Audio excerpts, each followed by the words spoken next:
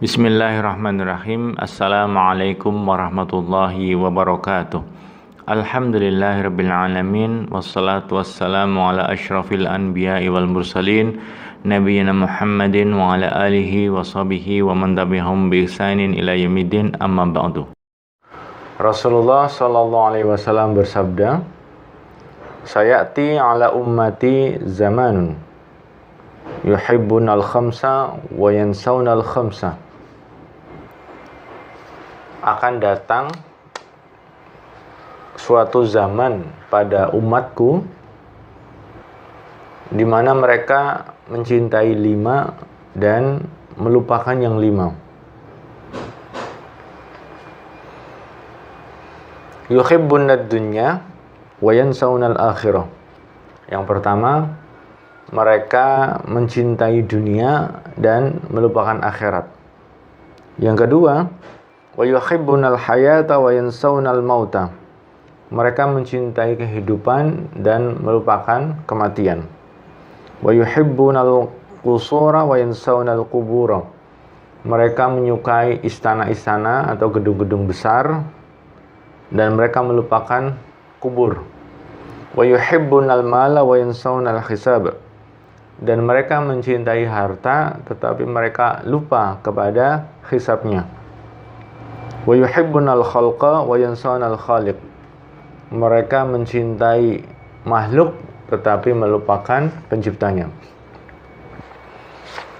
Mencintai 5 tetapi lupa kepada yang 5. Ini luar biasa sekali, sama-sama untuk mengingatkan kita semua. Karena bisa jadi zaman itu sudah terjadi sekarang ya. Yang pertama, mencintai mencintai dunia sehingga lupa kepada akhirat. Bagaimanapun dunia ini pasti akan kita tinggalkan. Kita akan meninggalkan dunia dengan cara meninggal dunia. Jadi untuk lebih tepatnya, sebelum kita meninggal dunia, mari kita tinggalkan dunia. Dalam arti pikiran kita, visi kita, kemudian harapan kita, cita-cita kita adalah kehidupan akhirat.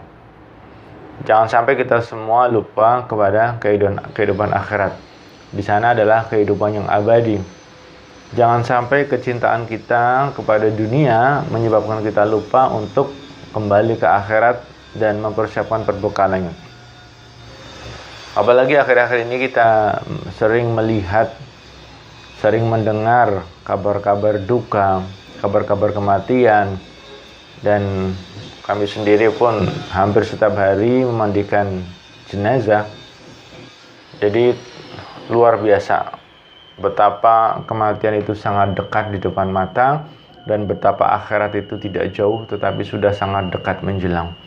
Maka jangan sampai kecintaan pada dunia, kesibukan dengan dunia, kesibukan dengan harta dunia, dengan hiburan-hiburannya, dengan syahwatnya di dunia, sampai melupakan kembali kita yaitu di akhirat. Persiapkan dari sekarang. Yang kedua,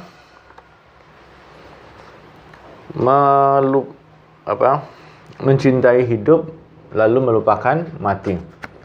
Semua orang, tua ataupun muda, seakan-akan berhayal atau punya angan-angan bahwasanya hidupku masih panjang, umurku masih panjang. Bahkan orang yang sudah sangat tua sekalipun masih berharap umurnya masih panjang. Jadi ini sesuatu yang mustahil. Kalau memang hidup abadi itu berhak untuk dimiliki oleh seseorang, tentu Nabi Muhammad SAW adalah orang yang paling berhak untuk hidup abadi. Tetapi beliau pun sekarang sudah wafat. Terlebih kita yang bukan Rasul, kita bukan Nabi, kita bukan apa-apa, kita pasti akan mengalami yang namanya mati. Maka mencintai hidup jangan sampai melupakan kita dari kematian. Dan kematian atau mengingat mati itu bisa meningkatkan keimanan kepada Allah Subhanahu wa taala. Mengingat mati bisa mengingatkan kita kepada taubat. Mengingat mati juga bisa memperingan kesulitan-kesulitan di dunia. Siapapun di antara kita yang saat ini sedang ditimpa penyakit berat, ditimpa masalah berat, ditimpa cobaan berat, dengan mengingat mati semua itu menjadi ringan. Karena seberat dan sehebat apapun kesulitan di dunia ini, sakit di dunia ini masih punya ujung. Ujungnya adalah kematian. Berbeda dengan penderitaan dan rasa sakit di akhirat, ujungnya kita tidak tahu. Bisa jadi jutaan tahun atau bahkan selama-lamanya. Jadi, kalau kita memang mencintai kehidupan, ya kita harus cintai kehidupan yang abadi, yaitu kehidupan setelah kematian di dunia ini. Dengan cara beriman, beramal soleh, bertobat, berakhlak baik, sehingga nanti di akhirat sana kita menjadi orang yang berbahagia, hidup secara abadi, secara dalam bahagia. Kemudian mencintai istana-istana, mencintai rumah-rumah megah, rumah-rumah yang mewah, tetapi lupa pada rumah masa depan yang kecil, yaitu kubur atau makam kita yang akan kita masuki. Jangan sampai kegemaran kita, kecintaan kita kepada tempat tinggal, kita ingin memperbesarnya, kita ingin merenovasinya, kita ingin menghiasnya, kita ingin membuat senyaman-nyaman mungkin rumah kita. Jangan sampai melupakan kita untuk ingat pada kubur kita.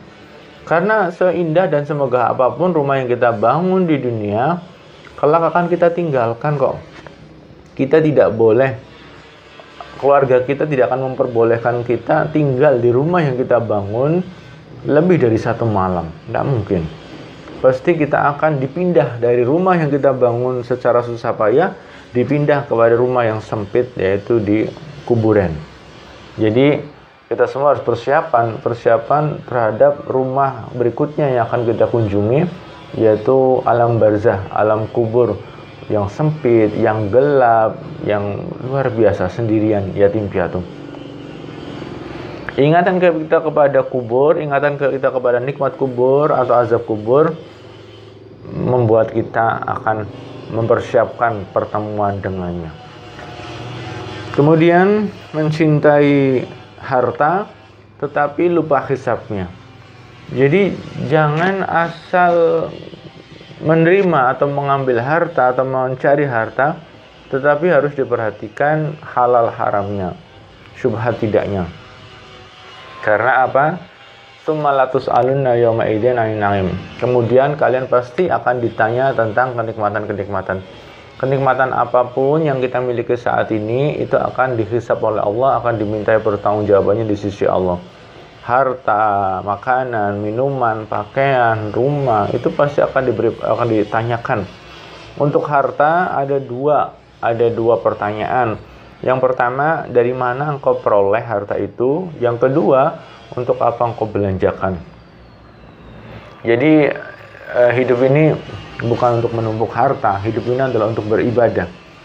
Dan terkadang orang berpikir bahwasanya dengan mengumpulkan harta bisa mengakalkan dirinya.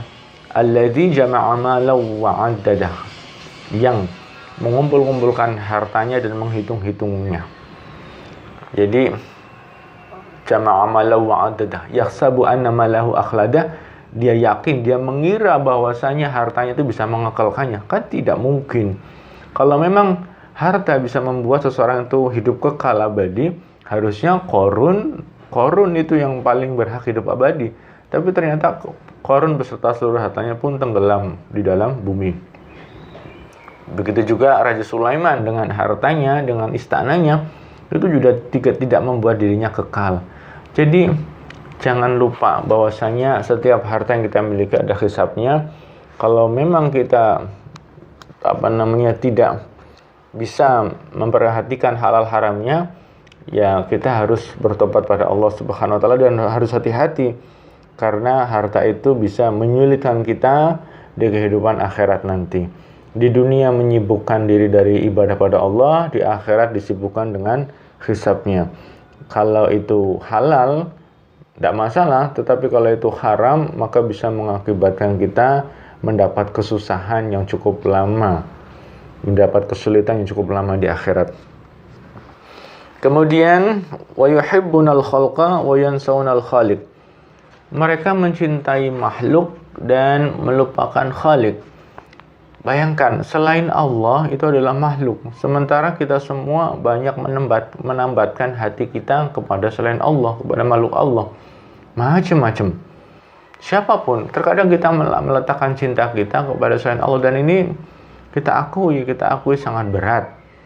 Jadi untuk selain Allah kita menggunakan cinta, untuk Allah malah terkadang kita tidak menggunakan cinta.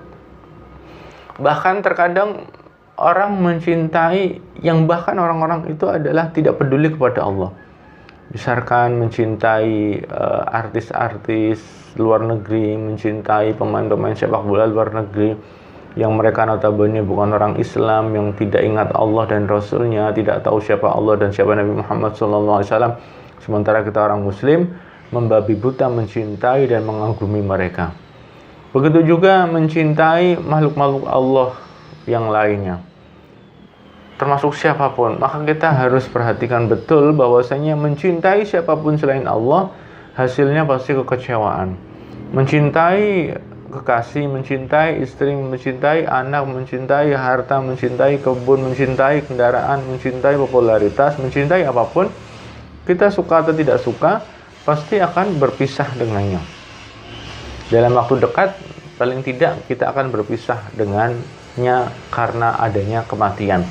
Tetapi mencintai Allah maka hidupnya akan cintanya akan abadi dan tidak ada perpisahan, karena ketika di dunia dia selalu mencintai Allah dan dia selalu melihat Allah dan merasa dekat dengan Allah, maka kematian tidak memisahkan dirinya dengan Allah, justru dia akan semakin dekat dengan yang dicintainya, itu Allah Subhanahu wa taala. Makanya dari itu teman-teman, mari kita selalu belajar untuk bisa mencintai Allah di sepanjang hayat kita. Dan memang susah untuk mencintai Allah, kami akui sangat susah. Apalagi beribadah dengan cinta, sujud dengan cinta, ruku dengan cinta, mengaji dengan cinta, bersedekah dengan cinta kepada Allah Subhanahu wa taala. Maka dari itu, mari kita setiap saat untuk selalu berusaha terpesona dengan Allah, selalu berusaha merasakan kedekatan Allah, selalu berusaha takut dengan Allah, selalu berusaha minta ampun pada Allah, dan selalu berusaha untuk bagaimana lebih mencintai Allah Subhanahu wa taala. Sungguh beruntung orang-orang yang diberikan karunia mencintai Allah Subhanahu wa taala dan dicintai oleh Allah Subhanahu wa taala. Demikian teman-teman yang bisa kami sampaikan pada kesempatan sore hari ini. Semoga bermanfaat, semoga Allah mengampuni kita semua dan keluarga kita. Semoga Allah merahmati dan memberkahi kita semua. Allahumma salli wa sallim wa barik ala Muhammad wa ala ali Muhammad billahi taufiq wal hidayah. Wassalamualaikum warahmatullahi wabarakatuh.